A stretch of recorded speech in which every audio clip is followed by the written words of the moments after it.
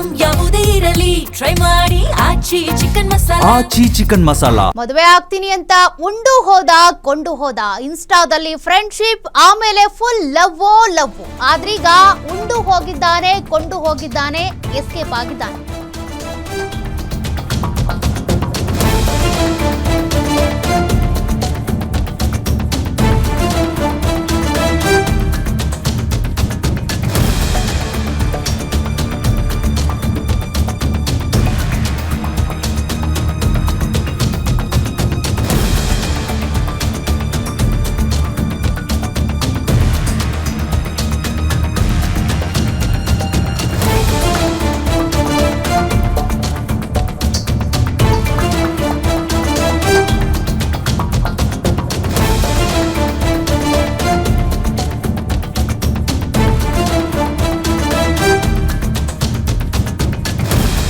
ಬೆಳಗಾವಿಯಲ್ಲಿ ನಡೆದಿರುವಂತ love sex ದೋಖಾ ಪ್ರಕರಣ ಇದು. ಮದುವೆ ಆಗ್ತೀನಿ ಅಂತ ದೈಹಿಕವಾಗಿ ಬಳಸ್ಕೊಂಡಿದ್ದಾನೆ ಈತ.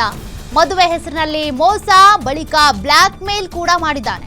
ಇನ್ಸ್ಟಾಗ್ರಾಮ್ನಲ್ಲಿ ಫ್ರೆಂಡ್ಶಿಪ್ ಆಯ್ತು ಅಂದ್ರೆ ಅದು ಇನ್ಸ್ಟಾಗ್ರಾಮ್ಗೆ ಸೀಮಿತ ಆಗಿರ್ಬೇಕು. ಅದು ಮುಂದುವರೆದ್ರೆ ಬೇರೆ ಬೇರೆ ರೀತಿಯಾಗಿ ಬಳಸ್ಕೊಂಡ್ರೆ ಏನೆಲ್ಲ ಆಗುತ್ತೆ ಅನ್ನೋದಕ್ಕೆ ಇದು ಕೂಡ ಒಂದು ನೈಜ ಉದಾಹರಣೆ. ಇನ್ಸ್ಟಾಗ್ರಾಮ್, ಫೇಸ್ಬುಕ್ ಮೂಲಕ ಸ್ನೇಹ ಬೆಳೆಸಿದ್ದಾನೆ, ಅದು ಪ್ರೀತಿಗೆ ತಿರುಗಿದೆ. ಮೋಸದ ಜಾಲದಲ್ಲಿ ಯುವತಿಯನ್ನ ಸಿಲುಕಿಸಿದ್ದಾನೆ. ಬೆಳಗಾವಿ ಮಾಧವ ಕಾಲೋನಿ ನಿವಾಸಿ ಈತ ಈಶ್ವರ್ ಸಿಂಗ್ ಪ್ರೇಮ ಸಿಂಗ್ ಬಡಗೂಚರ್ ವಿರುದ್ಧ ಬ್ಲಾಕ್ ಮೇಲ್ ಆರೋಪ ಕೇಳಿಬಂದಿದೆ. ಮದುವೆ ಆಗುವುದಾಗಿ ದೈಹಿಕ ಸಂಪರ್ಕವನ್ನ ಬೆಳೆಸಿದ್ದ. ಲಕ್ಷಾಂತರ ರೂಪಾಯಿ ಹಣ ಲೂಟಿ ಹೊಡೆದಿದ್ದಾನೆ ಆಕೆ ಬಳಿ. ಯುವತಿಗೆ ತಿಳಿಯದೆ ಅಶ್ಲೀಲ ವಿಡಿಯೋವನ್ನು ಕೂಡ ಚಿತ್ರೀಕರಿಸಿಕೊಂಡು ಇಟ್ಕೊಂಡಿದ್ದಾನೆ.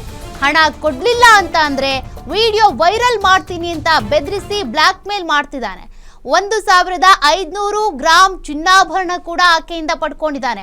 19 ಲಕ್ಷ ರೂಪಾಯಿ ವಸೂಲಿ ಮಾಡಿರೋ ಆರೋಪ ಇದೆ. ತಾಯಿಯ ಚಿನ್ನ, ತಂದೆಯ FD ಹಣಕ್ಕೂ ಕೂಡ ಕನ್ನ ಹಾಕಿದ್ದಾನೆ ಈತ. ಗೂಗಲ್ ಪೇ ಮೂಲಕ ಲಕ್ಷಾಂತರ ರೂಪಾಯಿ ಹಣ ವರ್ಗಾವಣೆ ಮಾಡಿದ್ದಾಳೆ ಈಕೆ.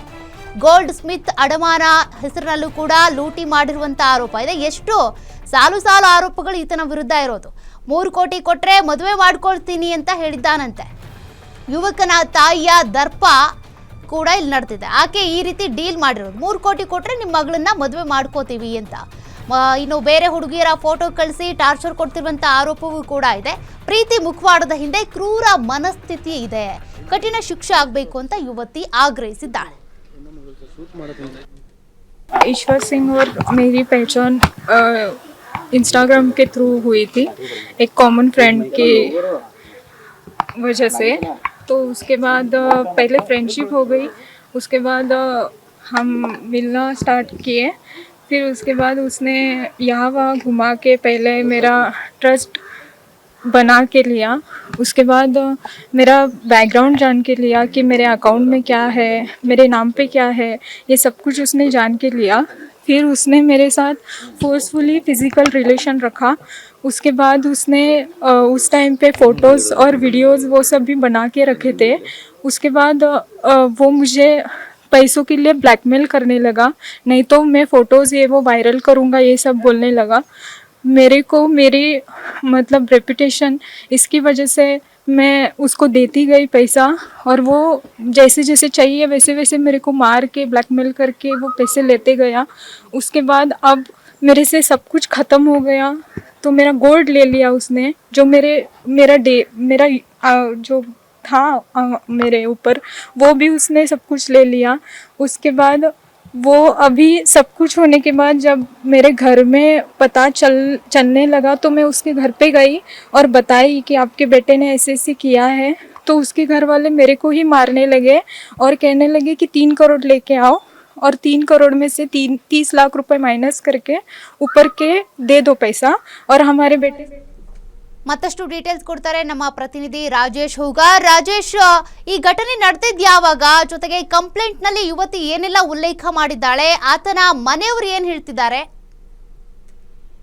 ಎಸ್ ಸೌಖ್ಯ ಏನಂತಂದ್ರೆ ಇದು ಕಳೆದ 1 ವರ್ಷದ ಹಿಂದೆ ಏನಂದ್ರೆ ಫೇಸ್ಬುಕ್ ಮತ್ತು ಇನ್ಸ್ಟಾಗ್ರಾಮ್ ದಲ್ಲಿ ಈತ ಏನು ಈಶ್ವರ್ ಸಿಂಗ್ ಇದ ಪರಿಚಯ ಮಾಡ್ಕೊಂಡಿರ್ತಾನೆ ಇವತ್ತನ್ನ ಪರಿಚಯ ಮಾಡ್ಕೊಂಡು ನಂತರ ಪ್ರೀತಿಯಲ್ಲಿ ಬೀಳಿಸ್ಕೊಂಡಿರ್ತಾರೆ. ನಂತರ ಆಕೆನ ಮದುವೆ ಆಗೋದು ಕೂಡ ನಂಬಿಸಿ ಆಕೆ ಜೊತೆ ಒಡನಾಟನು ಕೂಡ ಮಾಡಿರ್ತಾನೆ. ನಂತರ ಆಕೆಗೆ ಗೊತ್ತಾಗದಾಗೆ ಕೆಲವು ಫೋಟೋಸ್ಗಳನ್ನ ವಿಡಿಯೋಸ್ಗಳನ್ನ ಮಾಡಿ ಆಕೆಗೆ ಬ್ಲಾಕ್ ಮೇಲ್ ಮಾಡುವಂತ ಕೆಲಸಕ್ಕೂ ಮುಂದಾಗ್ತಾನೆ. ನಂತರ ನೀನು 3 ಕೋಟಿ ರೂಪಾಯಿ ಕೊಟ್ರೆ ಮಾತ್ರ ನಿನ್ನ ನಾನು ಮದುವೆ ಆಗ್ತೇನೆ ಅನ್ನೋ ನಿಟ್ಟಿನಲ್ಲಿ ಹೇಳಿರ್ತಾನೆ. ನಂತರ ಆಕೆಯಿಂದ 19 ಲಕ್ಷ ರೂಪಾಯಿ ವಸೂಲಿಯನ್ನು ಕೂಡ ಮಾಡಿರ್ತಾನೆ ಮತ್ತು 1500 ಗ್ರಾಮ್ ಚಿನ್ನಾಭರಣವನ್ನು ಕೂಡ ವಸೂಲಿ ಮಾಡ್ತಕ್ಕಂಥದ್ದು. ಮತ್ತೆ ಈಗೇನು ಆರೋಪಿ ಇದ್ದಾನೆ ಈ ಆರೋಪಿಯ ತಾಯಿ ಕೂಡ ಈಕೆಗೆ ಸಂತ್ರಸ್ತ ಯುವತಿಗೂ ಕೂಡ ಧಮಕಿ ಹಾಕಿರ್ತಕ್ಕಂಥದ್ದು. ಹೀಗಾಗಿ ಇವೆಲ್ಲ ಆಧಾರನ ಇಟ್ಕೊಂಡು ಬೆಳಗಾವಿ ನಗರದ ಶಾಪುರ್ ಪೊಲೀಸ್ ಸ್ಟೇಷನ್ ಅಲ್ಲಿ ದೂರನ್ನ ದಾಖಲು ಮಾಡಕ್ಕೆ ಹೋಗಿರ್ತಾರೆ. ಆದ್ರೆ ಪೊಲೀಸರು ದೂರನ್ನ ದಾಖಲಿಸಿಕೊಳ್ಳೋದಲ್ಲ, ಅದೇನಂದ್ರೆ ಈಗೇನು ಆರೋಪಿ ಇದ್ದಾನೆ ಆತನ ಪರವಾಗಿನೇ ಏನು ಸಂಧಾನಕ್ಕೆ ಇಳಿತಾರೆ. ನಂತರ ಇವರು ಕಮಿಷನರ್ ಮೊರೆ ಹೋಗ್ತಾರೆ. ಕಮಿಷನರ್ ಮೊರೆ ಹೋದಂತ ಸಂದರ್ಭದಲ್ಲಿ ವಾಪಸ್ ಕಮಿಷನರ್ ಶಾಪುರ್ ಪೊಲೀಸ್ ಸ್ಟೇಷನ್ ನಲ್ಲಿ ದೂರು ದಾಖಲು ಮಾಡಿಕೊಳ್ಳಿಕ್ಕೂ ಕೂಡ ಸೂಚನೆಯನ್ನು ಕೊಟ್ಟಿರ್ತಾರೆ. ಆದ್ರೆ ಇದು ಯಾವುದನ್ನು ಕೂಡ ಶಾಪುರ್ ಠಾಣೆ ಪೊಲೀಸರು ದೂರನ್ನ ದಾಖಲು ಮಾಡಿಕೊಳ್ಳೋ ಹಿನ್ನೆಲೆ ಮತ್ತೆ ತಮ್ಮ ಅಳಲನ್ನ ಏನು ಕಮಿಷನರ್ ಅಂದ್ರೆ ಭೂಷಣ್ ಬೋರ್ಶೆ ಅವ್ರ ಮುಂದೆ ಹೇಳಿರ್ತಕ್ಕಂಥದ್ದು. ಹೀಗಾಗಿ ಸದ್ಯ ಈಗ FIR ಮಾಡ್ಲಿಕ್ಕೂ ಕೂಡ ಪೊಲೀಸರು ಮುಂದಾಗಿರ್ತಕ್ಕಂಥದ್ದು. ಆರೋಪಿ ಮಾತ್ರ ಈಗ ಸದ್ಯ ಎಸ್ಕೇಪ್ ಆಗಿರ್ತಕ್ಕಂಥದ್ದು. ಆತನಕ್ಕಾಗಿ ಹುಡುಕಾಟ ಕೂಡ ಪೊಲೀಸರು ಆರಂಭಿಸಿದಾರೆ ಅಂತ ಹೇಳ್ಬೋದು ಸೌಖ್ಯ. ಓಕೆ, ಥ್ಯಾಂಕ್ ಯು ರಾಜೇಶ್ ಮಾಹಿತಿಗೆ.